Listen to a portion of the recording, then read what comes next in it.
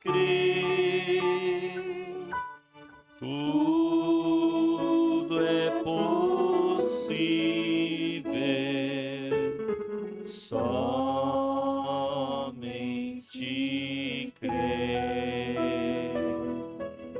Somente crer. Somente crer. Tudo é possível, somente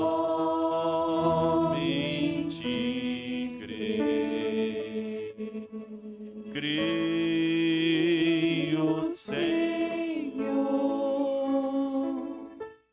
Creio, Senhor. Tudo é possível. Creio, Senhor.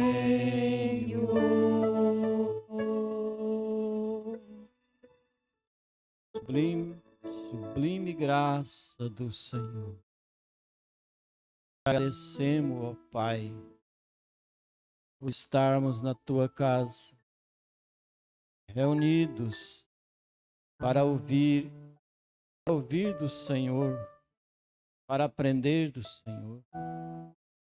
Fala conosco, ó Deus, perdoa os nossos pecados, aceite a gratidão de cada um, pois o Senhor é a força da nossa vida, o Senhor é tudo para nós, e nós estamos aqui dependendo exclusivamente de Ti, ó Pai. Seja compassivo com cada um, é a nossa oração, é o nosso pedido, ó Deus, no nome do Senhor Jesus Cristo. Amém, Senhor. Amém.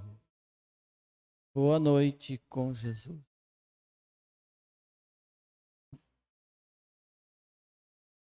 Deus é a nossa luz. É bom quando a gente está em uma noite bem escura e alguém acende uma luz, né? E o que aconteceu no século XX, no início da era de Laodiceia, o mundo estava em densa escuridão. Sentido espiritual. E alguém acendeu uma luz. Amém? Alguém acendeu.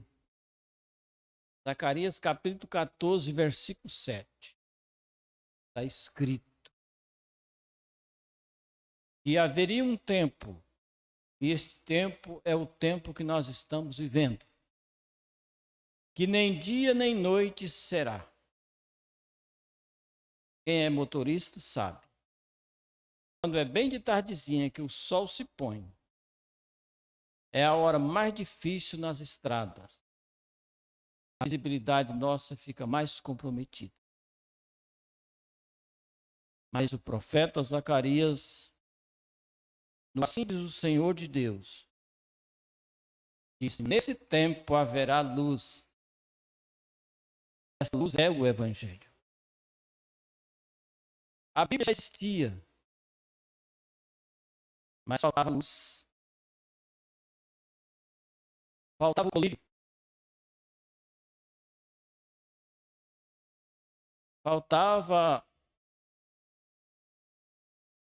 o falorete, né? De noite você abre a Bíblia, sem pequena luz você consegue ler.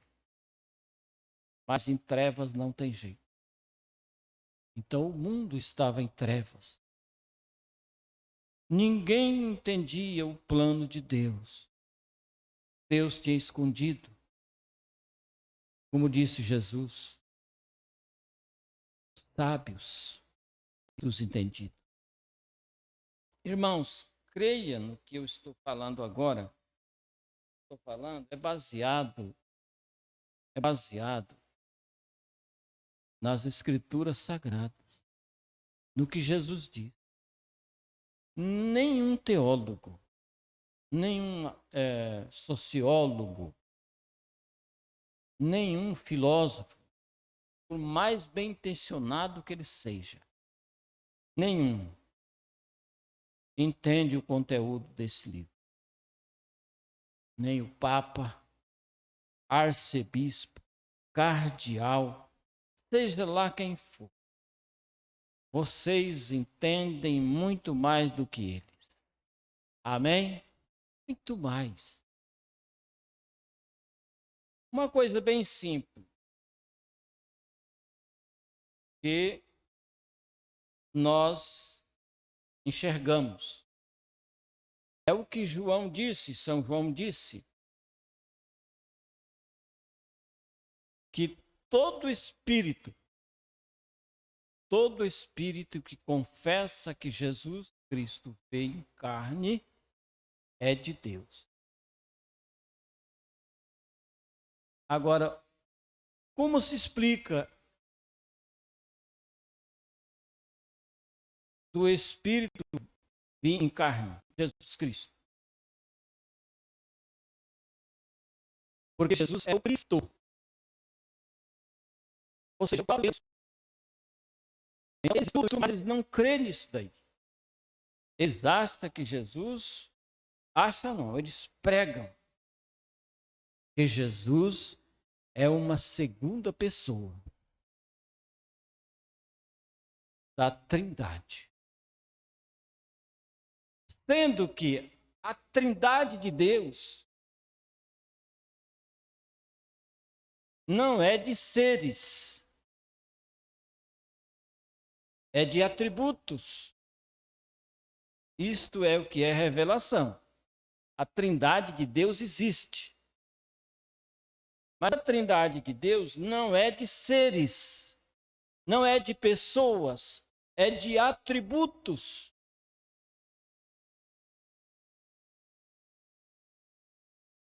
Primeiro, Deus veio no atributo de Pai, o Criador. Depois, ele veio no atributo de Filho, que é o quê? Deus conosco. E em terceiro, ele veio como o Consolador, que é Deus em nós. Porque Jesus disse: se eu não for, o Consolador não virá. Aí mais na frente ele disse: eu vou e venho para vós. Aí fecha o assunto. Ele disse para os discípulos: se eu não for, o Consolador não virá. Explicando para os discípulos, irmãos, que ele tinha que ir. Os discípulos não queriam que ele fosse mais. O Senhor deles podia aparecer e desaparecer. Eles não queriam que ele fosse mais. Ele disse: se eu não for, o Consolador não virá. Aí nas últimas instruções ele disse: vou e venho para vós. Aí ele fechou o assunto, que era ele mesmo.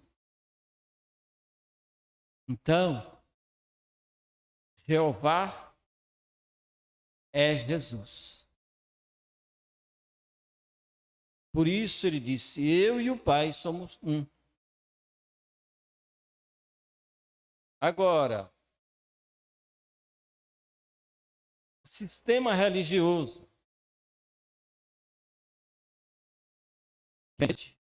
desde Roma, princípio ali, 300 e poucos anos depois de Cristo, é que criaram a doutrina das três pessoas. Por quê? Eles tinham Astarte, eles adoravam, a Roma pagã adorava Astarte, adorava o sol e adorava outras divindades. Então eles não podiam unir o paganismo com o cristianismo E porque o cristianismo cria em um Deus, e crê até hoje. O cristianismo cria em um Deus. Então, o cristianismo lá na terceira era e na quarta era, 300 anos depois de Cristo, eles criam em um Deus.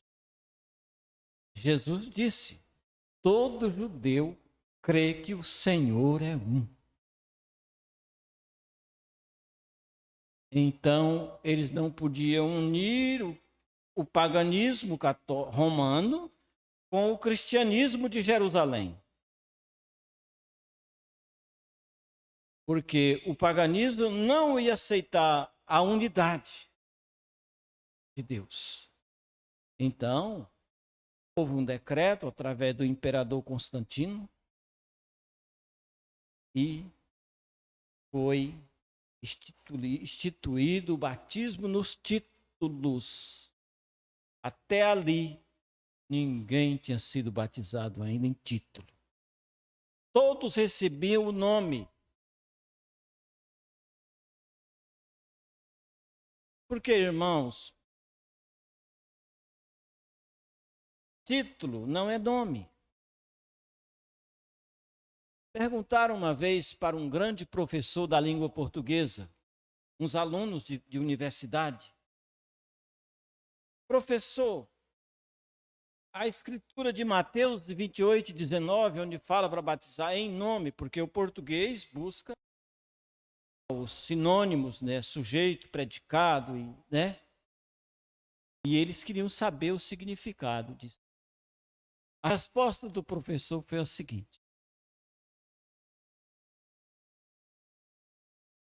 o batismo nos títulos está incorreto. Por quê? Porque o sujeito está oculto. É em nome do Pai. Mas cadê o Pai? Como que é o nome do Pai? Foi a explicação do professor de faculdade da língua portuguesa. Mas cadê o sujeito? Pai. É igual a mãe pega uma criança, vai no cartório e chega lá no cartorário: eu quero registrar essa criança. Sim. Como é que é o nome da criança?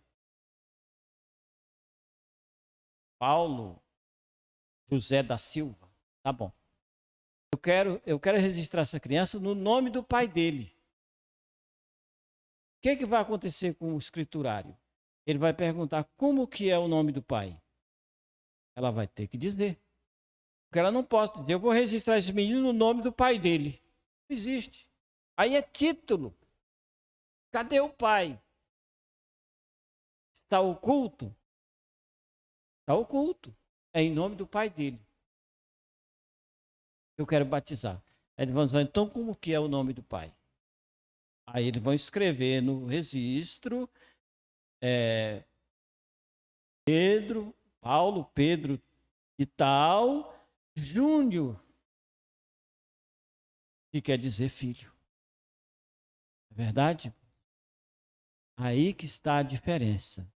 Então, quando você é batizado em nome de Jesus Cristo, você recebe o nome. Você recebe o nome. Foi o que Filipe fez lá em Samaria. Ele chegou lá e é registrado no capítulo 8 de Atos. E no nome de Jesus Cristo se batizava tanto homens como mulheres. Até um certo mágico lá, ele ficou tão atônico, emocionado, um mágico, que queria que Pedro batizasse. Mas Pedro viu que ele não estava convertido. Ele queria pagar com dinheiro para batizar ele. Mas não puderam fazer, porque isso aí não é vendido. É uma vitória por dentro, você recebe por dentro algo de Deus. Você é parte de Deus. Não somos parte de religião, não. Nós somos parte de Deus. Foi o que Jesus disse: vou e venho para vós. E no dia de Pentecostes, ali no capítulo 2 de Atos, o Espírito Santo, ele disse: se eu não for, o Consolador não virá. Quem era o Consolador? O Espírito Santo. E é o mesmo que disse para os discípulos: vou e venho para vós. Aí a Bíblia diz aqui que ali línguas se repartiram sobre os discípulos, sobre eles. Então o Espírito Santo se repartiu como língua de fogo sobre eles. A coluna de fogo se partiu em aproximadamente 120 pessoas. A coluna de fogo se partiu em pequenos fragmentos e encheu. Eles estavam tristes ali, com medo. Quando o Espírito Santo entrou neles, eles saíram à rua, invadindo e gritando e louvando a Deus. Aí o povo disse: esses homens estão embriagados. Olha, estão tudo cheio de mosto. Aí Pedro levantou e disse: não, senhores, esta é a terceira hora do dia. Quer dizer, 9 horas da manhã. Como que eles poderiam estar bêbados? Não é hora de ninguém estar bêbado. Mas se cumpre a profecia de Joel, que Deus disse: do meu espírito derramarei sobre toda a carne naquele dia. Amém. Oh, irmão, tão tremendo. Conhecer a verdade. Por isso Jesus disse: e conhecereis a verdade, e a verdade vos libertará. Em Mateus capítulo 11, versículo 27, também Jesus diz. Deixa eu ler esse.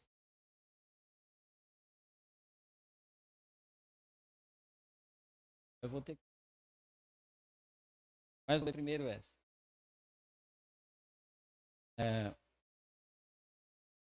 Todas as coisas me foram entregues por meu Pai. E ninguém é filho, senão o Pai. E ninguém conhece o Pai, senão o Filho.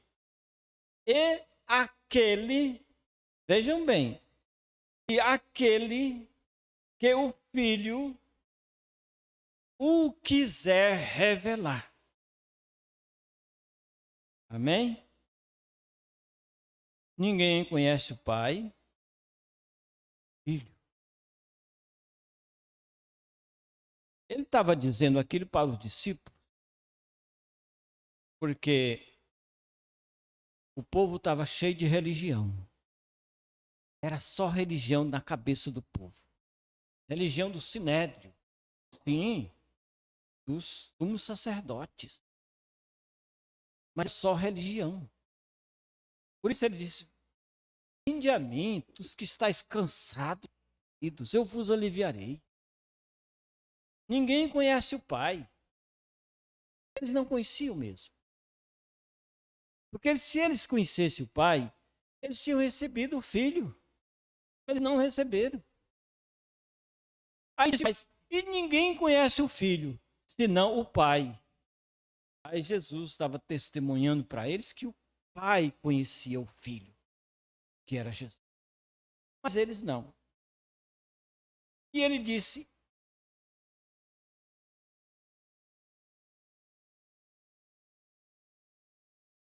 senão que pode conhecer aquele que o Filho revelar. Quem revela as coisas para a igreja é Jesus Cristo. Ele que revela. Então nós estamos vivendo no tempo da restauração de tudo.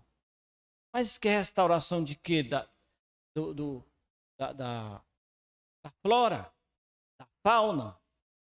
Não, restauração da palavra. Amém. A restauração da palavra original, para que nós possamos saber onde estamos, irmão. Aonde estamos indo. Aleluia. Aí a Bíblia fica novinha para vocês, novinha para nós. A Bíblia se renova cada manhã. Agora ficar lá igual. Só que o pastor Joaquim disse que só é batizado em nome do Pai, do Filho e do Espírito Santo quem aceita o batismo em nome de Jesus Cristo. Porque Pai, Filho e Espírito Santo quer dizer Senhor Jesus Cristo. Amém. Glória a Deus. Então vamos ler a escritura que foi anotada. Apocalipse 2, 15. Apocalipse 2, 15. Já está quase na hora de nós começarmos a orar.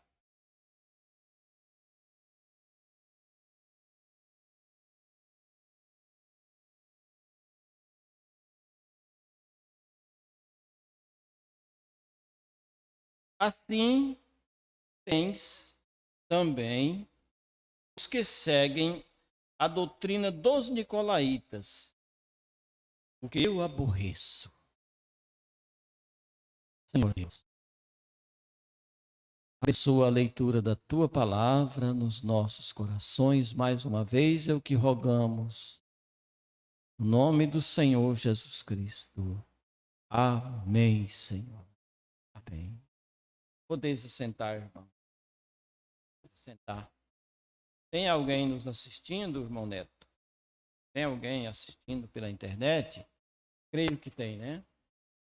Que Deus abençoe os nossos irmãos pela internet. Que Deus de graça a cada um. Aqui os que comunicaram foi irmã Késia Cavalcante, Cuiabá, e irmã Valdirene Santos, em Teresina. É a mãe? A mãe? A sua filha está aqui, irmã Valdirene. Sua filha está aqui. Ah, sua filha está aqui, a irmã Sara Carvalho. Irmão Francisco, irmã Meire, irmão Samuel, irmão Levi, irmão Raimundo e irmã Maria em Paranaíta. Vamos dizer, Deus abençoe a todos os irmãos. Amém.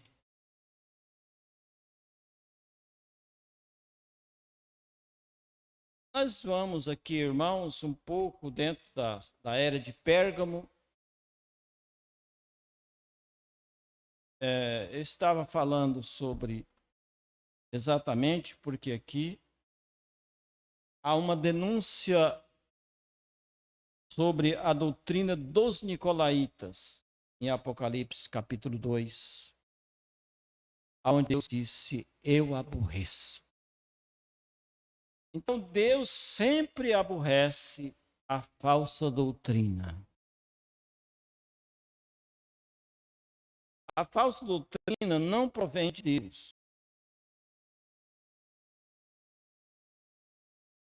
Ela tem malignidade nela.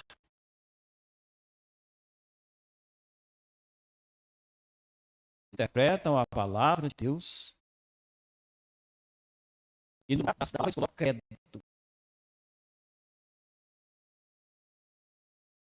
credos, dogmas e assim por diante. Eles fazem nicolaítas lá na primeira era, aproximadamente ali 40 anos ou menos depois que Cristo subiu. Já começou a falsa doutrina dos nicolaítas, conquistando os leigos.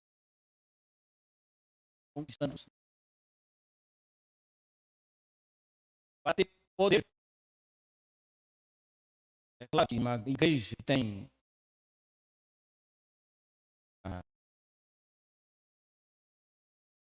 8 milhões de seguidores, ela se torna poderosa até diante do Estado, diante do governo, diante das autoridades.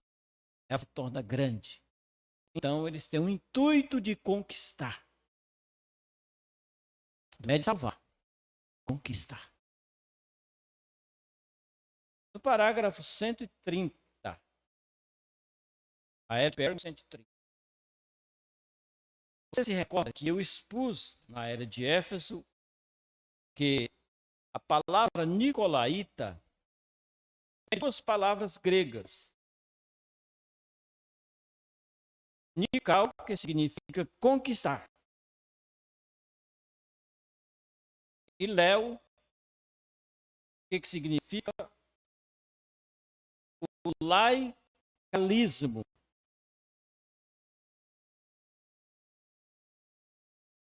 Isso, os leigos, os pobres da sociedade. Então, Nicolaitas significa conquistar o laico da igreja.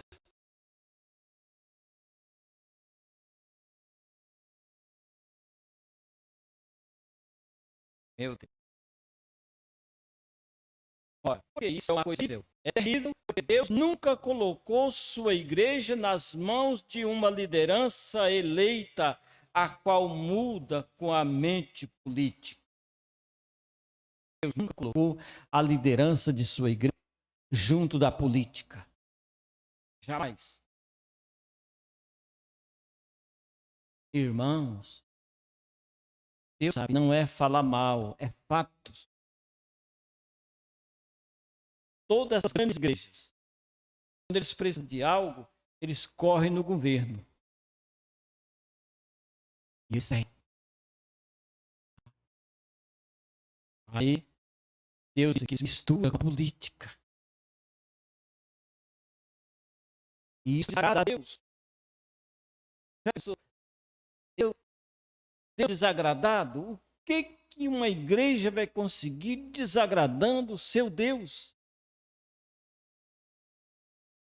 Ele tem deixado sua igreja sob os cuidados de homens ordenados por Deus, cheios do Espírito, vivendo a palavra, que lhe deram ao povo, alimentando-os com a palavra.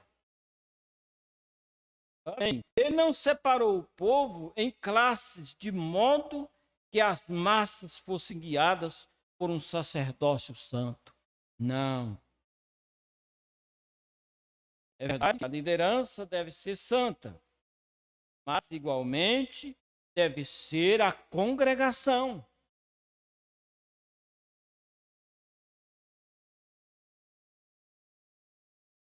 Já pensaram? A congregação também deve ser santa.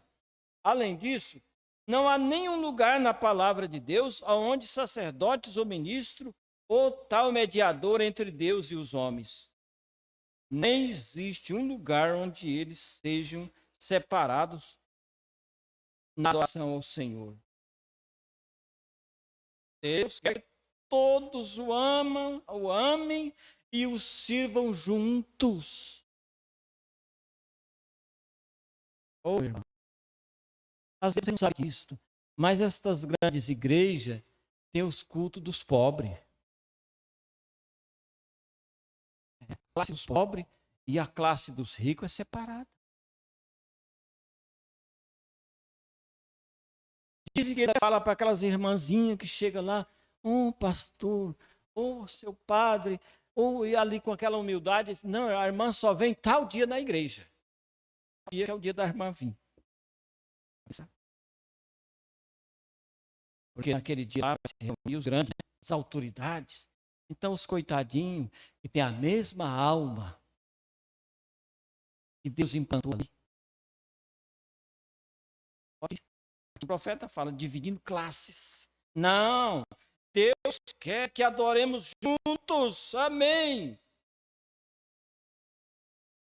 O nicolaísmo destrói estes princípios e, em contraposição, separa os ministros do povo. E faz dos líderes senhores do povo ao invés de servos. Então eles fazem os ministros senhores do povo. Mas não, a palavra de Deus ensina os ministros a serem servos do povo. desertos para servir o povo. Ora, esta doutrina verdadeiramente começou como uma obra na primeira era. Parece que o problema estava em duas palavras: anciões, presbíteros e supervisores.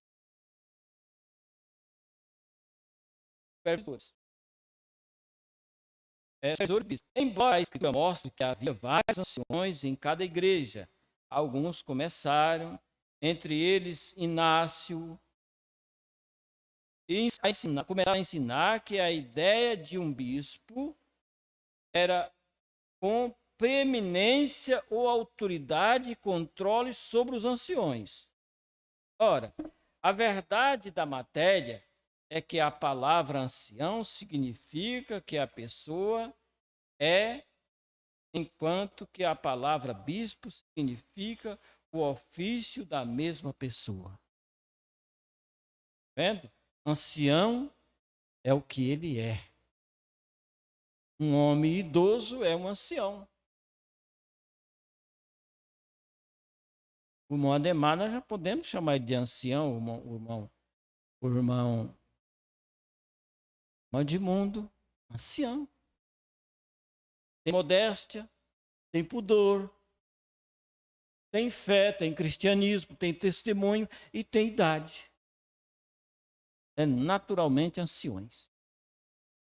Então, o bispo já é um ofício. Pastor ancião.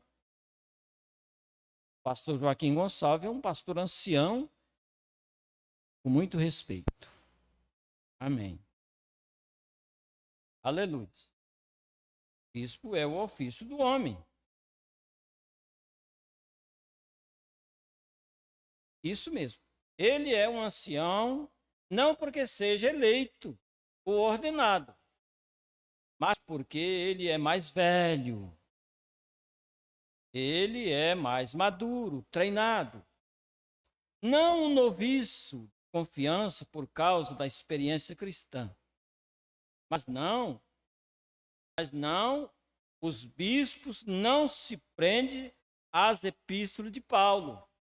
Mas, ao invés disso, vão ao registro de Paulo do tempo que ele chamou os anciões de Éfeso, a Mileto, Atos 20, e no verso 17, o relatório declara: os anciões foram chamados, e depois, no verso 28, eles foram chamados bispos.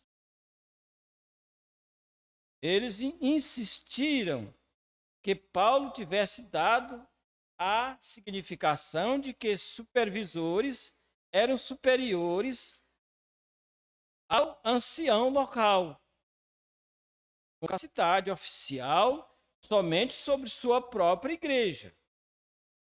Para que eles, um bispo estava agora com a sua autoridade estendida sobre muitos líderes locais. O conceito não era nem escriturístico, nem histórico. Meu Deus. Porém, até mesmo um homem da estatura de Policarpo inclinou-se em direção a tal organização. Não é de Deus. Irmãos, a palavra, todos que seguem a palavra, mensagem,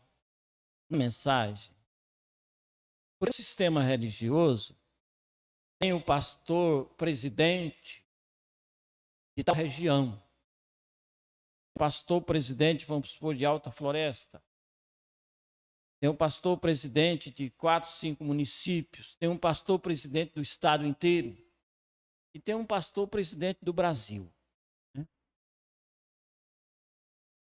Na mensagem,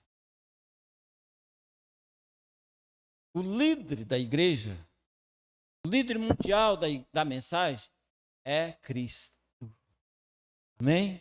O líder mundial, líder nacional, líder regional, tudo é o Espírito Santo. Pastorzinho, por mais pequeno que seja, por mais iletrado que seja, ele não deve satisfação a ninguém, somente ao Espírito Santo. aí tem unidade. Amém? Porque o pastorzinho daqui de Alta Floresta não vai chegar lá em Goiânia prestar continência ao pastor Joaquim Gonçalves? Não. O pastor Joaquim Gonçalves é pastor de Goiânia. O pastor Juvenal é pastor de Cuiabá. O pastor Cícero é pastor de Sinop. Cada pastor é autônomo. É claro que estamos juntos, unidos na mesma fé, crendo do mesmo jeito, sem ninguém contra ninguém, graças a Deus. Mas nós respeitamos uns aos outros como cristãos. Um pastor supervisor, né? Nicolaíta, irmão, é nicolaísmo, é nicolaísmo, é tal laico. É claro que o pastor presidente do Mato Grosso vai morar onde? Lá na sede.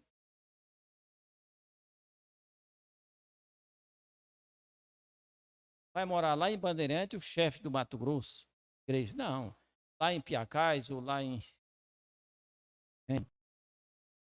Lacerda, vamos supor. Não, tem que morar na capital, né? A maior igreja do estado, lá fica o presidente estadual.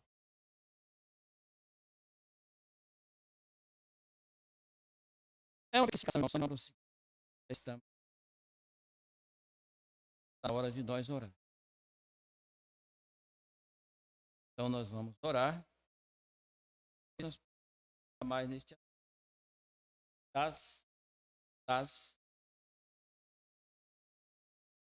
graças a Deus que nós não falamos mal de ninguém. Nós estamos enfatizando porque tem que ser repetido. Que diz a palavra. O nosso profeta diz: digam somente o que está nas fitas, o que está na palavra. É o que nós devemos fazer isso. As denominações não são Deus. Ponto. Elas nunca foram e nunca serão. É um espírito errado que separa o povo de Deus em hierarquia de leis.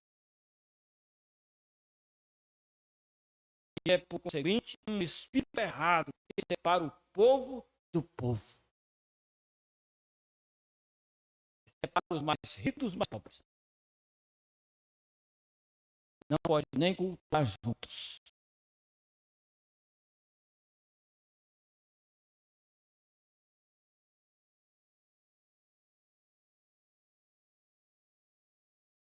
Por isso que você chega numa cidade, uma igreja no centro, tal bairro tem uma congregaçãozinha, ou tem uma comunidade, eu amo. Para dividir o povo.